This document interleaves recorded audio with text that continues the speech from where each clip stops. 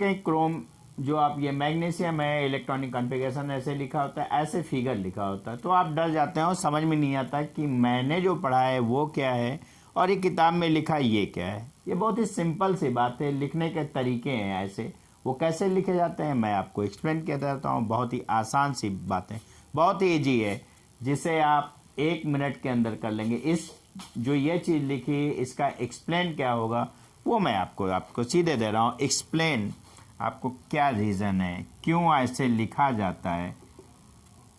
यहाँ पे आपका इलेक्ट्रॉन आपके कितने हैं, 12 हैं। यहाँ पे प्रोटॉन आपके कितने हैं, 12 हैं। और न्यूट्रॉन निकालने के लिए इस नंबर से इस नंबर को सब्ट्रैक्ट कर देते हैं, 12 में। ये एक इत्तेफाक है कि तीनों ही सेम आ रहे हैं। एटॉमिक वेट इसका 24 है, एटॉमिक नंबर इसका कितना है, 12। एक हाँ, कभी भी केमिस्ट्री पढ़ेंगे N/P निकाला जाता है। N/P जिनका 1 आता है वो एलिमेंट रेडियो एक्टिव नहीं होते, उनके nucleus more and more stable होता है। ये यहाँ पे अप्लाई हो जाएगा।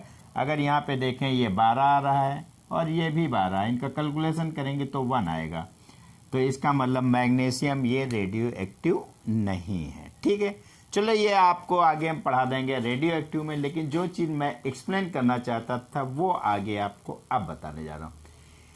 इस चीज़ का इलेक्ट्रॉनिक कॉन्फ़िगरेशन करेंगे 12 का, तो सीधे क्या आएगा, 1s2 2s2 2p6 and 3s2।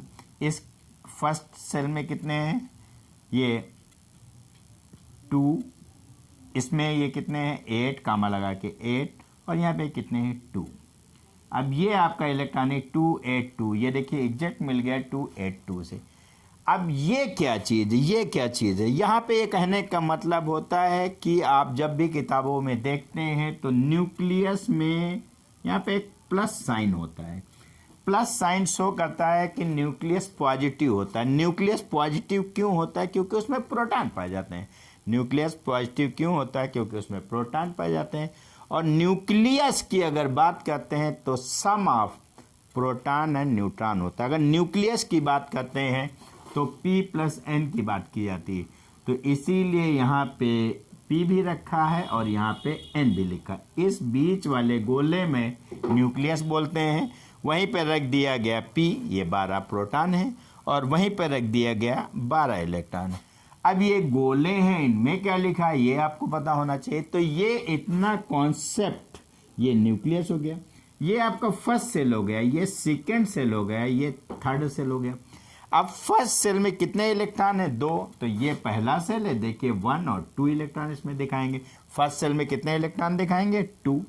अब बात करते हैं सेकंड सेल, ये फर्स्ट सेल है तो ये सेकंड। अगर आपसे ये दिमाग में है तो ये फर्स्ट नहीं, ये न्यूक्लियस की बाउंड्री है। ये क्या है, ये पूरा न्यूक्लियस की बाउंड्री है। फर्स्ट सेल तो ये है, फर्स्ट सेल में आपके कितने इलेक्ट्रॉन है, 2। सेकेंड सेल में 8 इलेक्ट्रॉन, यहाँ काउंट कर लें, 1 2 3 4 5 6 7 8, ये 1, ये 2, ये 3, ये 4, ये 5, ये 6, ये 7, ये 8 इलेक्ट्रॉन ऐसे दिखा दिए गए। अब हम इनको मिटा इसलिए देते हैं कि आप कंफ्यूज ना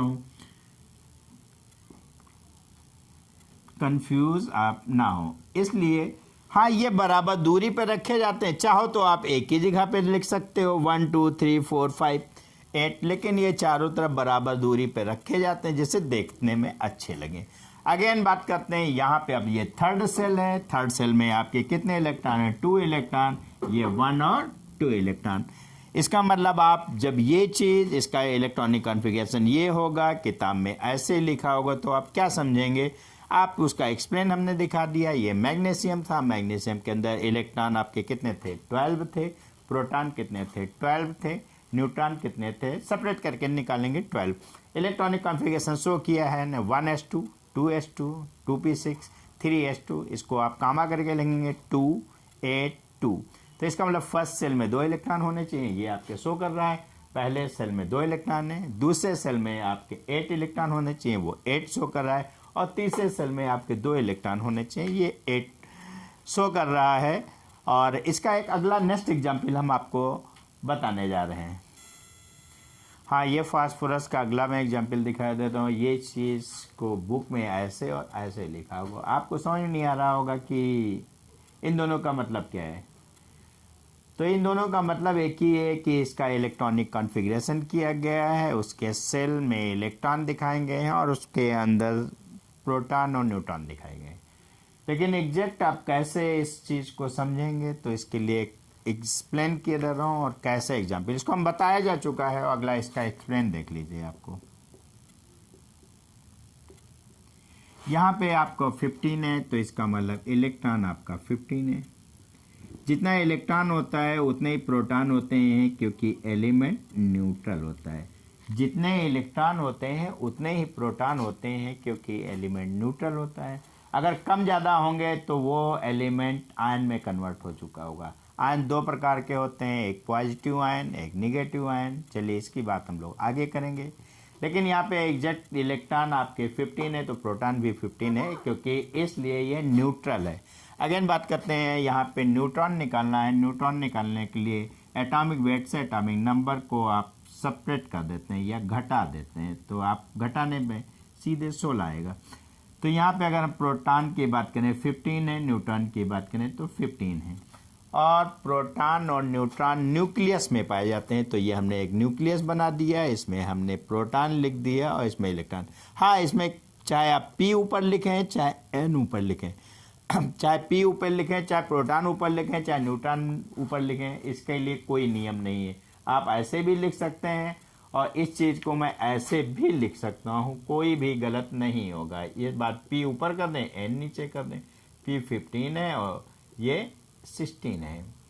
तो सीधे एक बात करना चाहेंगे कि आपका न्यूक्लियस के अंदर प्रोटॉन और न्यूट्रॉन पाए जाते हैं। क्लियर है? अब न्यूक्लियस पॉजिटिव होता है इस प्रोटॉन के कारण। अब इसका इलेक्ट्रॉनिक कॉन्फ़िगरेशन 15 का इलेक्ट्रॉनिक कॉन्फ़िगरेशन अगर एनर्जी डायग्राम के अनुसार अकॉर्डिंग करें तो 1s2 आएगा, 2s2 आएगा, 2p6 आएगा, 3s2 आएगा, 3p3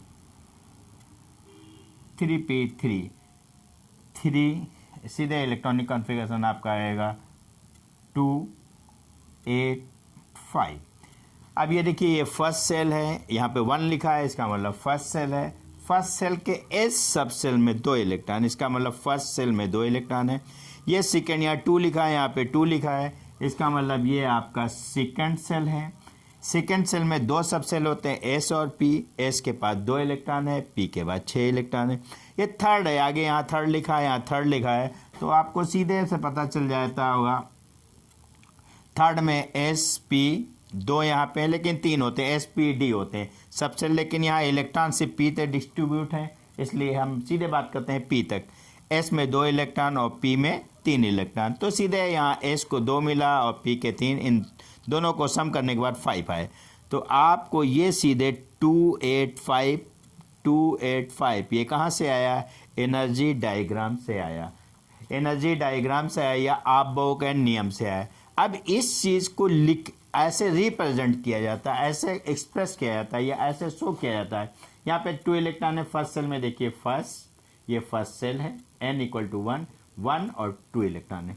सेकेंड सेल में आपको 8 इलेक्ट्रॉन है, ये 1 2 3 4 5 6 7 8 इलेक्ट्रॉन है।